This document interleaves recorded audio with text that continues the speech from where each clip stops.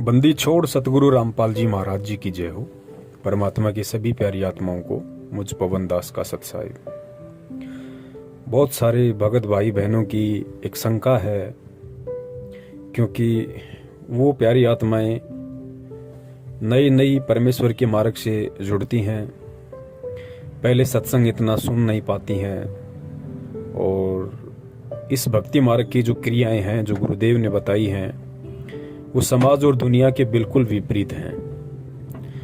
तो हर बार उनको ऐसा लगता है कि कहीं मेरा नाम तो खंड नहीं हो गया, कहीं मेरी कोई मर्यादा तो भंग नहीं हो गई। चिंतित वो आत्मा हो जाती है। तो परम पूज्य सतगुरु रामपाल जी महाराज जी ने एक छोटे से सत्संग के माध्यम से उन सभी प्यारी आत्माओं का भ्रम निवारण और शंकाओं का निवारण किया है कि भाई जब तक आप अपनी तरफ से जानबूझकर कोई गलती नहीं करोगे, परमात्मा की मर्यादाओं को नहीं तोड़ोगे, और अनजाने में यदि आपसे कोई भी गलती हो जाए, कैसी भी गलती हो जाए, कैसी भी गलती का मतलब यहाँ तक परमेश्वर बताते हैं कि अनजाने में धोखे से अगर आपके हाथों किसी की हत्या भी हो गई है तो परमेश्वर की नजरों में आप दोषी नहीं है। यहाँ का जो विधान है वो अलग है और परमात्मा का विधान अलग है।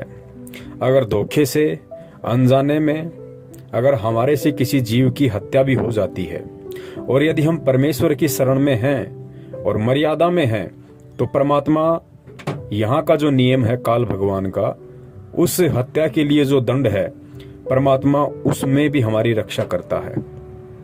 और अपने विधान में तो परमात्मा पूर्णतया निर्दोष ही साबित करता है।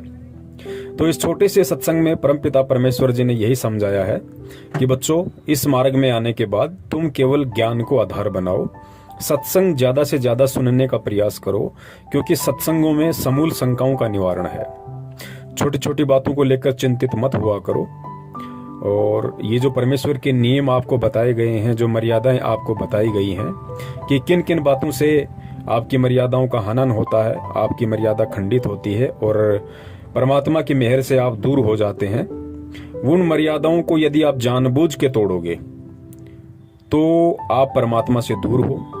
और यदि अनजाने में आपसे वो मर्यादा टूट गई है, धोखे से मान लीजिए, गुरुदेव ने यहाँ तक कह दिया कि अगर आपके साथ किसी ने धोखा करके, छल कपट करके यदि आपको शराब पिला दी, आपको बियर पिला दी, आपको कोई नशीली वस्तु खिला दी, यानी आपसे कुछ भी उन्होंने करवा दिया धोखे से, और आपने वो काम कर लिया, आपको नहीं पता था कि मेरे साथ कोई ऐसा कर रहा है, और यदि आपने उस काम को कर लिया अनजाने में, धोखे में आके, तो गुरुदेव कहते हैं कि बच्चों, उस स्थिति में आप परमात्मा से दूर नहीं होते हैं, अर्थात आपका नाम खंड नहीं होता है।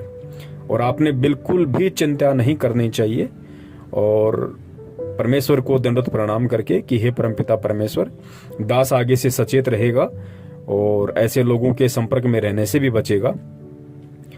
और उसके बाद परमेश्वर कहते हैं कि अपनी भक्ति को करता रहे, भक्ति को नहीं त्यागना चाहिए। फिर कुछ भगत भाई बहन ऐसे भी हैं, गुरुदेव ने बताया कि वो लोग लोक लाज में आके, किसी के दबाव में आके और मर्यादाओं को तोड़ देते हैं। उन्हें पता है कि यदि ऐसा काम करूंगा, शराब पीऊंगा, बीड़ी पीऊंगा, मांस खाऊंगा, चोरी जारी ठगी करूंगा, तो परमात्मा की मर्यादा टूटेगी। लेकिन उसके बावजूद भी किसी पारिवारिक सामाजिक दबाव में आके यदि वो आत्मा ऐसा कर्म कर देती है, उसे तो मालूम पड़ ही जाता है कि मैंने परमात्मा की मर्यादा तोड़ दी है। तो ऐसी स्थिति में भी परमात्मा ने उस आत्मा को यही कहा है कि बेटा, यदि तेरे से किसी ने मर्यादाएं तोड़वाई हैं, दबाव में लेके, प्रेशर में लेके, या अन्य किसी कारण से, और मजबूरीवश यदि तूने वो काम कर दिया, उसके बाद भी तू भक्ति मत छोड़ना, भक्ति बिल्कुल भी मत छोड़ना। इस नाम का जाप करना, तीनों समय की आरती, परमात्मा का सत्संग, ये क्रियाएं बंद मत करना। और जब भी तेरा दाव लग जाए गुरुदेव के समक्ष आने का, सत्संग में जाने का, तो तुरंत परमात्मा से प्रार्थना करके और तुरंत अपना नाम वापस शुद्ध करवा ले। तो ये कुछ बातें हैं जो हमने विशेष तौर से ध्यान रखनी है, ताकि हम बात बात पे चिंतित ना हो, किसी के भी कह देने से हम परेशान ना हो, और ज्ञान को आधार बना के हम भक्ति मार्ग पे परम पूज्य सतगुरु रामपाल जी महाराज जी के आशीर्वाद से इसी तरह आगे बढ़ते रहें। अब सुनिए परम पूज्य सतगुरुदेव जी का एक छोटा सा सत्संग, जिसमें उन्होंने अपने मुख कमल से ये सारी बातें बड़े ही विस्तार से समझाई हैं। उसके बाद में हमें बिल्कुल भी चिंतित होने की आवश्यकता नहीं है। यदि हमने चिंता करनी है तो केवल अपने नाम की करनी है, अपनी मर्यादाओं की करनी है, कि हम परमेश्वर की शरण से दूर ना हो जाएं और जाने अनजाने में भी हमारे से कभी परमेश्वर की मर्यादाओं का खंडन ना हो। सत साहेब, जय हो बंदी छोड़ के। पूरे मानव को अज्ञान से भर रखा है और एक परिवार में एक या दो ही परमात्मा का बच्चा प्रथम आता है और वो कोई ना कोई ऐसी समस्या उसके आगे अड़ ही जाती है, जिस कारण से संघर्ष करते करते भी गलती बन जाती है। तो फिर उसके लिए बताया जाता दोबारा उपदेश ले और आगे भगवान को याद करके और मर्यादाएं खंड नहीं करना, नहीं तो भक्ति नहीं चलेगी। तो एक दो बार आपको ये ऑप्शन दिया गया है और आप इसको फिर दोबारा ले लीजिए मंत्र, आप फिर स्टार्ट हो जाएंगे। जैसे किसी का मंत्र खंड हो जाता है, दूर देश में बैठा है और उसका पर जहाँ फोन आता है, प्रार्थना होती है, तो उसका मंत्र खंड भी होता है, तो भक्ति बंद नहीं करनी चाहिए उसने, क्योंकि उसने नोइंगली नहीं कर रखी। तो फिर उसका जो डिपॉजिट होगी भक्ति वो सुचारू कर दी जाएगी, वो उस ओरिजिनल अकाउंट में आपकी आ जाएगी। जैसे बैंक में कई बार पैसे डाल दिए जाते हैं, कोई नंबर अकाउंट का गलत हो जाता है, बाकी एड्रेस सही है, तो फिर जाकर उसको शुद्ध करा लिया जाता है और मूल अकाउंट में आ जाता है फिर वो। तो ऐसे आप कई एक भगत कह रहा था जी, मेरे को ना किसी ने बारात में गया हुआ था और कैंपा कोला में बियर डाल दी, मेरा नाम खंड हो गया। उसके घर वाले कह रहे थे जो फिर शराब पीने लग गया।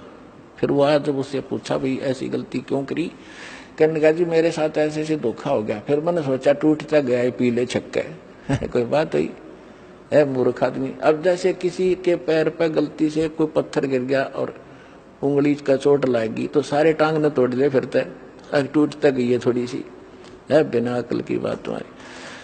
तो उसको ऐसा नहीं करना चाहिए। वो खंड आपने किया नहीं, किसी कारण से हो गया, तो वो खंड भी नहीं होता ऐसे।